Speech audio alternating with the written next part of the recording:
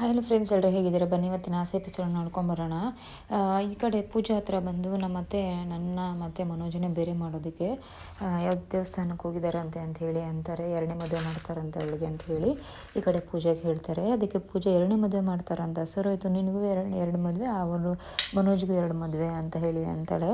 ಅದಕ್ಕೆ ಈ ಕಡೆ ರೋಹಿಣಿ ಗುರಾಯಿಸೋಕ್ಕೆ ಸ್ಟಾರ್ಟ್ ಮಾಡ್ತಾಳೆ. ಸಾರಿ ಕಣೆ, ಸಾರಿ, ಮಿಸ್ಟೇಕಾಗಿ ಬಂದುಬಿಡ್ತು, ಇವಾಗೇನು ಮಾಡ್ಬೇಕು ಅಂದ್ಕೊಂಡಿದ್ಯಾ ನೀನು ಅಂತ ಹೇಳಿ ರೋಹಿಣಿಗಂತಾರೆ.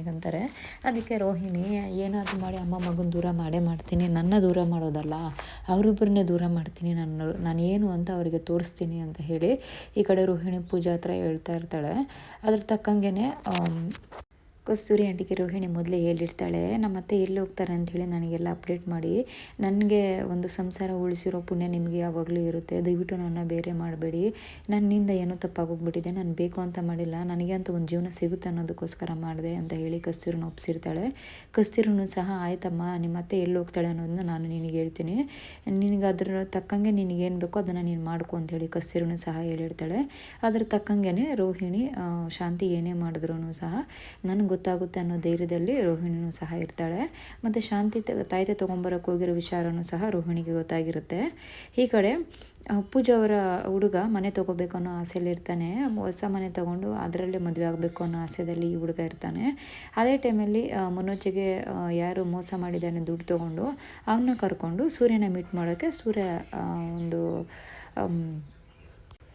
ಗ್ಯಾರೇಜ್ ಏನಿದೆ ಆ ಗ್ಯಾರೇಜ್ ಹತ್ರ ಬರ್ತಾನೆ. ಇನ್ನೇನು ಗ್ಯಾರೇಜಿಗೆ ಒಳಗಡೆ ಕರ್ಕೊಂಡು ಹೋಗಬೇಕು. ಅದೇ ಟೈಮ್ಗೆ ಈ ಕಡೆ ಇವರಿಗೆ ಕಾಲ್ ಬರುತ್ತೆ. ಒಂದೆರಡು ನಿಮಿಷ ಕಾಲ್ ಬರ್ತಿದೆ, ನೀವು ಹೋಗಿರಿ ಒಳಗಡೆ, ನಾನು ಬರ್ತೀನಿ ಅಂತ ಹೇಳಿ ಇವನು ಮನೆ ಡೀಲರ್ ಬಂದು ಸೈಡಲ್ಲಿ ನಿಂತ್ಕೊಂಡು ಮಾತಾಡ್ತಾ ಇರ್ತಾನೆ. ಈ ಕಡೆ ಪೂಜಾ ಬಾಯ್ ಫ್ರೆಂಡ್ ಬಂದು, ಸರಿ ನೀವು ಮಾತಾಡ್ಕೊ ಬನ್ನಿ ಅಂತ ಹೇಳಿ ಗಾಡಿನ ಒಂದು ಸೈಡಲ್ಲಿ ಪಾರ್ಕಿಂಗನ್ನು ಮಾಡಿ ಒಳಗಡೆ ಸೂರ್ಯ ಜೊತೆ ಮಾತಾಡೋಕ್ಕೆ ಒಳಗಡೆ ಹೋಗ್ತಾನೆ. ಹಾಯ್ ಸರ್, ಹೇಗಿದ್ದೀರಾ ಅಂತ ಹೇಳಿ ಸೂರ್ಯನ ಮಾತಾಡ್ಸಿ, ಏನಪ್ಪ ಈ ಕಡೆ ಸಮಾಚಾರ ಅಂತಂದಾಗ, ಒಂದು ಮನೆ ತೊಗೊಬೇಕು ಅಂದ್ಕೊಂಡಿದ್ದೀನಿ, ಅದಕ್ಕೋಸ್ಕರ ನಿಮ್ಮನ್ನು ಕರ್ಕೊಂಡು ಹೋಗೋಣ ಅಂತ ಹೇಳಿ ಅಂದ್ಕೊಂಡೆ. ಈ ಕಡೆ ಡೀಲರ್ ಬಂದಿದ್ದಾರೆ, ಅವ್ರು ರಿಯಲ್ ಎಸ್ಟೇಟ್ ಮಾಡೋದು, ಅವ್ರನ್ನೇ ನೀನು ಮೀಟ್ ಮಾಡ್ಸೋಣ ಅಂತೇಳಿ ಕರ್ಕೊಬಂದೆ, ಯಾವುದೋ ಒಂದು ಫೋನ್ ಬಂತು ಅಂತೇಳಿ ಸೈಡಲ್ಲಿದ್ದಾರೆ ಅಂಥೇಳಿ ಅಂತಾರೆ. ಅದಕ್ಕೆ ಸೂರ್ಯ, ನಾನು ಯಾಕೆ ಬೇಕು, ಅದನ್ನು ನೀನೇ ಮುಂದುವರ್ಸ್ಕೋಬೋದಲ್ಲ ಅಂತ, ನನಗೆ ಅಪ್ಪ ಅಮ್ಮ ಎಲ್ಲ ಯಾರಿದ್ದಾರೆ, ಎಲ್ಲ ನೀವೇ ಅಲ್ವಾ ಬ್ರೋ ಅಂತ ಹೇಳಿ ಹೇಳ್ತಾರೆ. ಅದಕ್ಕೆ ಸೂರ್ಯ ಈ ಕಡೆ, ಬಿಡಪ್ಪ ಸುಮ್ಮನೆ ಸೆಂಟಿಮೆಂಟಲ್ಲಿ ಹೊಡಿಬೇಡ ನನ್ನ ಅಂತ ಹೇಳಿ ಈ ಕಡೆ ಸೂರ್ಯನೂ ಸಹ ಅಂತಾನೆ. ಫ್ರೆಂಡ್ಸ್ ಎಲ್ಲ ರೇಗಿಸ್ತಾ ಇರ್ತಾರೆ, ಏನೋ ಸಂತೋಷ ಹೊಸ ಮನೆ ತೊಗೊತಾ ಇದ್ದಾನೆ, ಹೊಸ್ದಾಗಿ ಮದುವೆ ಆಗ್ತಾ ಇದ್ದಾನೆ ಅಂತ ಹೇಳಿ ರೇಗಿಸ್ತಾ ಇರ್ತಾರೆ. ಹಾಗೆಲ್ಲ ಏನಿಲ್ಲ, ನಿಮ್ಮ ದಯೆಯಿಂದ ಮದುವೆಯಾಗಿ ಲೈಫಲ್ಲಿ ಸೆಟ್ಲ್ ಆದರೆ ಸಾಕು ಅಂತ ಹೇಳಿ ಈ ಕಡೆ ಸಂತೋಷ ಅಂತಾನೆ. ಅದಕ್ಕೆ ಸೂರ್ಯ, ಹೆಂಡತಿ ಒಳ್ಳೆಯವಳಾಗಿದ್ದರೆ ಸಾಕು, ಜೀವನ ಅದ್ರ ಪಾಡ್ಗದ ಆರಾಮಾಗಿ ಹೋಗ್ತಾ ಇರುತ್ತೆ ಅಂತೇಳಿ ಸೂರ್ಯನೂ ಸಹ ಈ ಕಡೆ ಮಾತಾಡ್ತಾ ಇರ್ತಾನೆ. ಎಲ್ಲಿ ಅವರು ಡೀಲರ್ ಇರಪ್ಪ ಕರ್ಕೊಬರ್ತೀನಿ ಅಂತ ಸಂತೋಷ ಅಂದಾಗ, ಇಲ್ಲ ಪರವಾಗಿಲ್ಲ, ಅವ್ರು ಫಸ್ಟೇ ಡೀಲರ್ ಅಂತ ಹೇಳ್ತೀಯ, ಅವ್ರು ಮಾತಾಡಿ ಮುಗಿಸಿ ಅದಾದಮೇಲೆ ಬರಲಿ ಅಂತಾನೆ. ಅದೇ ಟೈಮ್ಗೆ ಸೂರ್ಯಗೆ ಒಂದು ಬುಕ್ಕಿಂಗ್ ಆಗುತ್ತೆ, ಡ್ರೈವಿಂಗ್ ಯಾವುದೋ ಒಂದು ಬುಕ್ಕಿಂಗ್ ಆಗಿ, ಸರಿ ಸರ್ ಒಂದು 5 ನಿಮಿಷ ಬರ್ತೀನಿ ಅಂತಾನೆ. ಈ ಕಡೆ ನನಗೆ ಯಾವುದೋ ಕಾರ್ ಬುಕ್ಕಿಂಗ್ ಆಗಿದೆ, ನೀವು ಮಾತಾಡ್ತಾರೆ, ಹೆಂಗಿದ್ರು ನಾಳೆ ಬರ್ತೀನಲ್ವಾ, ನಾಳೆ ಡೀಲರ್ ಜೊತೆ ಮಾತಾಡ್ತೀನಿ ನಾನು, ಈಗ ನನಗೆ ಬುಕ್ಕಿಂಗ್ ಆಗಿದೆ ಒಂದು, ನಾನು ಹೊರಡ್ತೀನಿ ಅಂತೇಳಿ ಸೂರ್ಯ ಅಲ್ಲಿಂದ ಕಾರ್ ಬುಕ್ಕಿಂಗ್ ಅಂತ ಹೇಳಿ ಹೊರಡ್ತಾನೆ. ಹೊರಡಿದ ತಕ್ಷಣ ಈ ಕಡೆ ಸಂತೋಷ ಡೀಲರ್ ಹತ್ರ ಬಂದು, ನನ್ನ ಫ್ರೆಂಡಿಗೆ ಒಂದು ಸ್ವಲ್ಪ ಬ್ಯುಸಿ ಇದ್ದರು, ಏನೋ ಕಾರ್ ಬುಕ್ಕಿಂಗ್ ಇತ್ತು, ಎಮರ್ಜೆನ್ಸಿ ಅಂತ ಹೋಗಿದ್ದಾರೆ, ಬನ್ನಿ ನಾಳೆ ಮೀಟ್ ಮಾಡೋಣ ಅಂತೇಳಿ ಅವ್ರನ್ನ ಕರ್ಕೊಂಡು ಹೋಗ್ತಾನೆ. ಈ ಕಡೆ ಶಾಂತಿ ಮತ್ತು ಕಸ್ತೂರಿ ಸ್ವಾಮೀಜಿಗಳ ಹತ್ರ ಬಂದಿರ್ತಾರೆ. ಶಾಂತಿ ನಡೆದಿರೋದನ್ನೆಲ್ಲ ಹೇಳ್ತಾಳೆ. ನನಗೆ ಒಳ್ಳೆ ಶ್ರೀಮಂತ ಹುಡುಗಿ ಬೇಕು ಅಂದ್ಕೊಂಡೆ, ಇವಳು ನೋಡ್ರೆ ಯಾರೋ ಹುಡುಗಿ ಬಂದು ತಗಲಾಕೊಂಡಿದ್ದಾಳೆ ನನ್ನ ಮಗನಿಗೆ, ಅವಳು ಶ್ರೀಮಂತಲಲ್ಲ ಏನೂ ಅಲ್ಲ, ಸುಳ್ಳು ಹೇಳಿ ಬಂದು ನಮ್ಮ ಮನೇಲಿ ಸೆಟ್ಲಾಗಿದ್ದಾಳೆ, ಅವಳನ್ನ ನನ್ನ ಮಗನಿಂದ ದೂರ ಮಾಡಬೇಕು, ಒಳ್ಳೆ ಶ್ರೀಮಂತ ಹುಡುಗಿನ ತೊಗೊಂಬಂದು ನಾನು ಮದುವೆ ಮಾಡ್ಕೊತೀನಿ ಅಂತೇಳಿ ಅಂತಾಳೆ. ಅದಕ್ಕೆ ಸ್ವಾಮೀಜಿ, ಆಗಿದ್ದೆಲ್ಲ ಆಯ್ತಮ್ಮ, ಅದೇ ಹುಡುಗಿ ನಿಮ್ಮ ಜೊತೆಲಿ ಇರಲಿ ಬಿಡಿ ಅಂತಂದಾಗ, ಇಲ್ಲ ಆ ಹುಡುಗಿ ನಮ್ಗೆ ಬೇಡವೇ ಬೇಡ, ನಾನು ಬೇರೆ ಮದುವೆ ಮಾಡ್ಕೊತೀನಿ, ಅವಳನ್ನ ಮೊದಲು ನಾನು ಮಗನಿಂದ ದೂರ ಮಾಡಬೇಕು ಅಂತ ಹೇಳಿ ಅಂತಾನೆ. ಅದಕ್ಕೆ ಸ್ವಾಮೀಜಿ ಇದ್ಕೊಂಡು, ಒಂದು ಮಗು ಆದಮೇಲೆ ಸರೋಗುತ್ತೆ ಬಿಡಿ ಅಂತಾರೆ. ಅದಕ್ಕೆ ಇಲ್ಲ ಮಗು ಆಗಬಾರ್ದಂತಾನೆ ಅವರಿಬ್ಬರನ್ನ ದೂರ ಮಾಡ್ತಾ ಇರೋದು, ಅವಳು ನಮ್ಮ ಮನೇಲಿ ಇರಲೇಬಾರ್ದು ಅಂತ ಹೇಳಿ ಸ್ವಾಮೀಜಿಗೆ ಅಂತಾರೆ.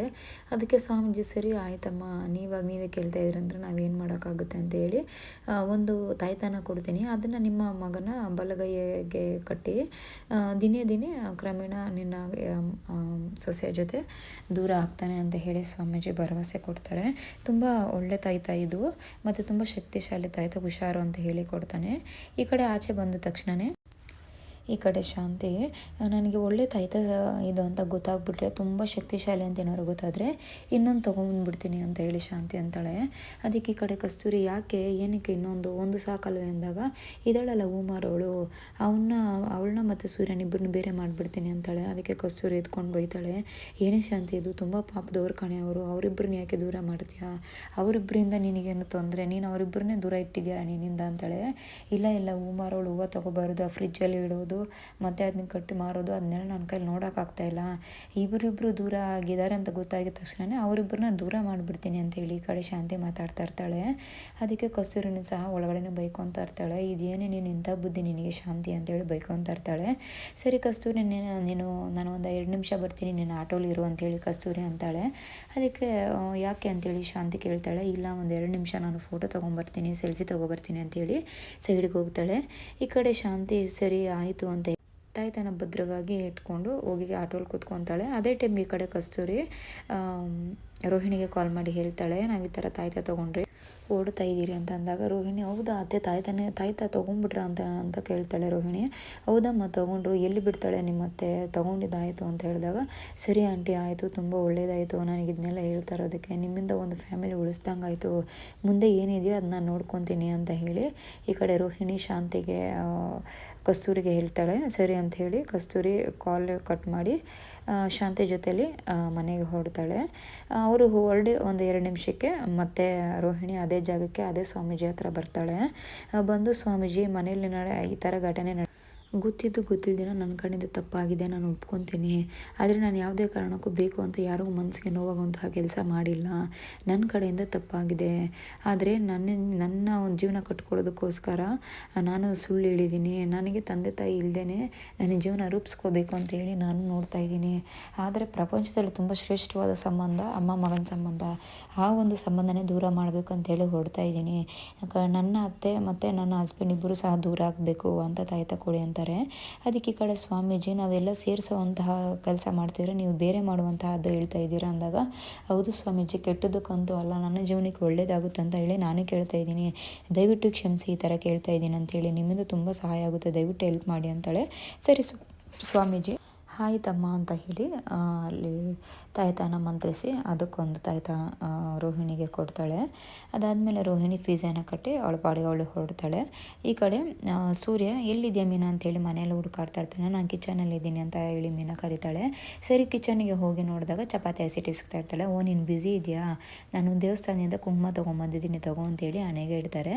ಅದಾದ್ಮೇಲೆ ಮನೆಯವರಿಗೆಲ್ಲ ಹೆಂಗೆ ಕೊಡೋದು ಅಂದಾಗ, ನೀವು ಅಲ್ಲಿ ದೇವ್ರ ಮನೇಲಿ ಇಟ್ಬಿಡಿ, ಬೆಳಗ್ಗೆ ಎದ್ದು ನಾನು ಆರತಿ ಕೊಟ್ಟು ಎಲ್ರಿಗೂ ನಾನು ಕುಂಕುಮ ಕೊಡ್ತೀನಿ ಅಂತ ಹೇಳಿ ಈ ಕಡೆ ಮೀನಾ ಅಂತಾಳೆ. ಸೂರ್ಯನು ಸಹ ಸರಿ ಆಯಿತು ಅಂತ ಹೇಳಿ ಕುಂಕುಮನ ಏನು ತೊಗೊಂಬಂದಿರ್ತಾನೆ ಆ ಕುಂಕುಮನ ತೊಗೊಂಡೋಗಿ ದೇವ್ರ ಮನೇಲಿ ಇಡೋಕ್ಕೆ ಹೋಗ್ತಾ ಇರ್ತಾನೆ. ಆದರೆ ಅಷ್ಟರಲ್ಲಿ ಶಾಂತಿ ಮನೆಗೆ ಬಂದು ದೇವ್ರ ಮನೇಲಿ ಸ್ವಾಮೀಜಿ ಕೊಟ್ಟಿರುವಂಥ ತಾಯ್ತನ ಇಟ್ಟು ಒಳಗಡೆ ರೂಮಲ್ಲಿ ಹೋಗಿ ರೆಸ್ಟ್ ಮಾಡ್ತಾ ಇರ್ತಾಳೆ.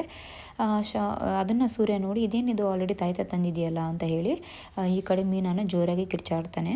ಈ ಕಡೆ ಮೀನನ್ನು ಸಹ ಯಾಕ್ರಿ ಏನರ ಆಯಿತು ಅಂದಾಗ, ಇದೇನಿದು ದೇವಸ್ಥಾನಕ್ಕೆ ಹೋಗಿ ತಾಯ್ತ ತೊಗೊಂಬಂದಿದ್ದೆ ನನಗೋಸ್ಕರ, ನಾನು ಹೇಳ್ದಿರೋನ ಇಟ್ಟಿದ್ದೆ ಅಂದಾಗ, ನಾನು ದೇವಸ್ಥಾನಕ್ಕೆ ಹೋದರೆ ಹೂವು ತೊಗೊಂಡು ಹೋಗ್ತೀನಿ ರೀ ಅಷ್ಟೇ, ಹೂವು ತೊಗೊಂಬರೋದು ಬಿಟ್ಟು ಬೇರೆ ಏನೂ ತೊಗೊಬರಲ್ಲ ನಾನು ಅಂತೇಳಿ ಅಂತಾರೆ. ಮತ್ತು ಇಲ್ಲಿ ಇದೆಯಲ್ಲ ತಾಯ್ತ, ಇದ್ಯಾರು ತೊಗೊಂಬಂದಿದ್ದು ಅಂದಾಗ, ಏನೋ ರೀ ನನಗೆ ಗೊತ್ತಿಲ್ಲ ಅಂತಾಳೆ. ಗೊತ್ತಾಯಿತು ನನಗೆ, ಸಕ್ಕರೆ ತೊಗೊಂಬಂದಿರ್ಬೋದು ಅಂತೇಳಿ ಸೂರ್ಯ ಅಂತಾನೆ. ಹೌದಾ ಅತ್ತೆ ತೊಗೊಂಬಂದಿದ್ರೆ ಅತ್ತೆ ಹೇಳ್ತಾ ಇದ್ರಲ್ವ, ಹಿಂಗೆ ಇಡ್ತಾ ಇರಲಿಲ್ವಲ್ಲ ಅಂತಂದಾಗ, ಇಲ್ಲ ಕಣೆ ಸರ್ಪ್ರೈಸಾಗಿ ತೊಗೊಂಬಂದಿರ್ತಾರೆ, ನಿನಗೆ ಗೊತ್ತಾಗಲ್ಲ ಸುಮ್ಮನಿರು ಅಂತ ಹೇಳಿ ಆ ಕಡೆ ಸೂರ್ಯ ಆ ತಾಯ್ತನ ಎತ್ಕೊಂಡು ಅಪ್ಪ ಅಪ್ಪ ಅಂತೇಳಿ ಕರಿತಾನೆ. ನನಗೆ ಗೊತ್ತು ಸಕ್ಕರೆಗೆ ಅಪ್ಪ ಅಂದರೆ ತುಂಬ ಇಷ್ಟ, ಯಾರನ್ನ ಇಷ್ಟಪಟ್ಟಿಲ್ಲ ಅಂದರೂ ಸಕ್ಕರೆಗೆ ಅಪ್ಪ ಅಂದರೆ ತುಂಬ ಪಂಚಪ್ರಾಣ, ಇದರಲ್ಲೇ ಗೊತ್ತಾಗಲ್ವ ಎಷ್ಟು ಪ್ರೀತಿ ಮಾಡ್ತಾರೆ ಅಂದ್ಬಿಟ್ಟು ಅಪ್ಪನ ಅಂತ ಅಂದ್ಬಿಟ್ಟು ಅಪ್ಪ ಅಪ್ಪ ಅಂತ ಹೇಳಿ ಆ ತಾಯ್ತನ ಎತ್ಕೊಂಡು ಕಿರ್ಚಾಡ್ತಾನೆ. ಅದೇ ಟೈಮ್ಗೆ ರಂಗನಾಥ್, ಯಾಕೆ ಸೂರ್ಯ ಏನಾಯಿತು ಅಂದಾಗ, ಅಪ್ಪ ನೀವು ಕೈ ಚಾಚಿ ಕಣ್ಣು ಮುಚ್ಕೊಂಡು ಅಂತಾರೆ. ಯಾಕೋ ಅಂತಾರೆ, ನೀನು ಕೈ ಚಾಚಪ್ಪ ನಾನು ಹೇಳ್ತೀನಿ ಅಂತಾನೆ. ಇದೇನಪ್ಪ ಇದು, ಈ ಹುಚ್ಚು ನಿನಗೂ ಹಿಡ್ದಿದೆ ಅಂದಾಗ, ಇಲ್ಲಪ್ಪ ಅದು ಸಕ್ಕರೆ ತೊಗೊಂಬಂದಿರೋದು, ದೇವ್ರ ಮನೇಲಿ ಇಟ್ಟಿದ್ರು ಸಕ್ಕರೆ, ಅದಕ್ಕೆ ನಾನೇ ತೊಗೊಂಬಂದು ಕಟ್ಬಿಟ್ಟೆ, ಲೇಟ್ ಮಾಡಬಾರ್ದು ಇದಕ್ಕೆ ಅಂತಂದ್ಬಿಟ್ಟು ಅಂಥೇಳಿ ಈ ಕಡೆ ಸೂರ್ಯ ಅಂತಾನೆ. ಅದಕ್ಕೆ ರಂಗನಾಥ್, ಹೌದು ಕಣ ನನ್ನ ಮೇಲೆ ತುಂಬ ಪ್ರೀತಿ ಕಣ ಅವಳಿಗೆ ಅಂಥೇಳಿ ರಂಗನಾಥ್ ಅಂತಾನೆ. ಇವರಿಬ್ಬರು ಮಾತಾಡೋ ಟೈಮ್ಗೆ ಈ ಕಡೆ ಶಾಂತಿ ಬರ್ತಾಳೆ. ಏನೋ ಅದು ಕಟ್ಟಿರೋದು ಅಂತ ಅಂದಾಗ, ಈ ಕಡೆ ತಾಯ್ತ ಕಟ್ಟಿದ್ದೀನಿ ಅಪ್ಪಗೆ ಅಂತ ಹೇಳಿ ಈ ಕಡೆ ಸೂರ್ಯ ಅಂತಾನೆ. ನೀ ತೊಗೊಂಬಂದಿಟ್ಟಿದ್ದು ನೋಡಿ ಎಷ್ಟು ಬೇಗ ಅಪ್ಪ ಕಟ್ಬಿಟ್ಟಿದ್ದೀನಿ ನೋಡಿ ಎಷ್ಟು ಚೆನ್ನಾಗಿ ಕಾಣಿಸ್ತಾ ಇದೆ ಅಂತ ಹೇಳಿ ಈ ಕಡೆ ಸೂರ್ಯ ಅಂತಾನೆ. ಆ ಥರ ಸೂರ್ಯ ಅಂದಿದ ತಕ್ಷಣ ಈ ಕಡೆ ಶಾಂತಿಗೆ ತುಂಬ ಶಾಕ್ ಆಗೋಗುತ್ತೆ. ಅಯ್ಯೋ ನಾನು ತೊಗೊಂಬಂದಿರೋ ತಾಯ್ತಾನ ಕಡ್ದ, ಯಾರೋ ನಿನಗೆ ಆ ತಾಯ್ತಾನ ಕಟ್ಟೋಕೆ ಹೇಳಿದ್ದು, ಏನೋ ಕೆಲಸ ಮಾಡ್ತಾಯಿದ್ದೆ ಫಸ್ಟು ತೆಗಿ ಅಂತ ಅಂತಾಳೆ. ಆದರೆ ಸೂರ್ಯ ತೆಗಿಯೋದೇ ಇಲ್ಲ. ಸರಿ ಅಂತ ಹೇಳಿ ಶಾಂತಿ ಅದನ್ನು ರಂಗನಾಥ್ ಕೈಯಿಂದ ಕಿತ್ಕೊಳ್ಳೋಕ್ಕೆ ಹೊರಡ್ತಾ ಇರ್ತಾನೆ. ಈ ಕಡೆ ಸೂರ್ಯ ಬಿಡು ಸಕ್ಕರೆ ತೆಗಿಬೇಡ, ತುಂಬ ಕೆಟ್ಟದಾಗ ಹೋಗುತ್ತೆ, ಒಳ್ಳೇದಾಗಲಿ ಅಂತ ಕಟ್ಟೋದು, ನೀನು ಯಾಕೆ ತೆಗಿತಾ ಇದೆಯಾ ಅಂತೇಳಿ ಸೂರ್ಯ. ಈ ಕಡೆ ಶಾಂತಿ ಇಲ್ಲ ನಾನು ಬಿಚ್ಚಲೇಬೇಕು ಅದನ್ನು, ನೀವು ಇವ್ರಿಗೆಲ್ಲ ತೊಗೊಂಬಂದಿರೋದು ಅಂತೇಳಿ ಈ ಕಡೆ ಶಾಂತಿ ಇಬ್ಬರು ಸಹ ಕಿತ್ತಾಡ್ತಾ ಇರ್ತಾರೆ. ಅದರಲ್ಲಿ ರಂಗನಾಥು ಸಹ ಬಿಡ್ರು ಅಂತ ಹೇಳಿ ಹೇಳ್ತಾ ಇರ್ತಾರೆ. ಅದೇ ಟೈಮಲ್ಲಿ ಶಾಂತಿ ಇದು ನಿಮಗೆಲ್ಲ ತಂದಿರೋದು ಮನೋಜಿಗೆ ತಂದಿರೋದು ಅಂತ ಜೋರಾಗಿ ಕಿರಿಸ್ತಾಳೆ. ಆಗ ಮೂವರು ಸಹ ಶಾಕ್ ಆಗೋಗ್ತಾರೆ. ಅಲ್ಲಿ ಇವತ್ತಿನ ಎಪಿಸೋಡ್ ಕಂಪ್ಲೀಟ್ ಆಗುತ್ತೆ. ಮುಂದಿನ ಎಪಿಸೋಡಲ್ಲಿ ಪೂಜಾಗೆ ಮನೆ ತೊಗೋಬೇಕು ಅಂತ ಬಂದಿರುವಂತಹ ಡೀಲರು ಮನೋಜ್ಗೆ ಮೋಸ ಮಾಡಿರುವಂತಹ ಡೀಲರ್ ಇಬ್ಬರು ಒಂದೇ ಅನ್ನೋದನ್ನು ತಿಳ್ಕೊಳ್ಳೋಣ. ನೆಕ್ಸ್ಟ್ ಎಪಿಸೋಡಲ್ಲಿ ಮೀಟ್ ಮಾಡೋಣ. ನನ್ನ ವಿಡಿಯೋಸ್ ಇಷ್ಟ ಆದರೆ ದಯವಿಟ್ಟು ಲೈಕ್ ಮಾಡಿ, ಶೇರ್ ಮಾಡಿ.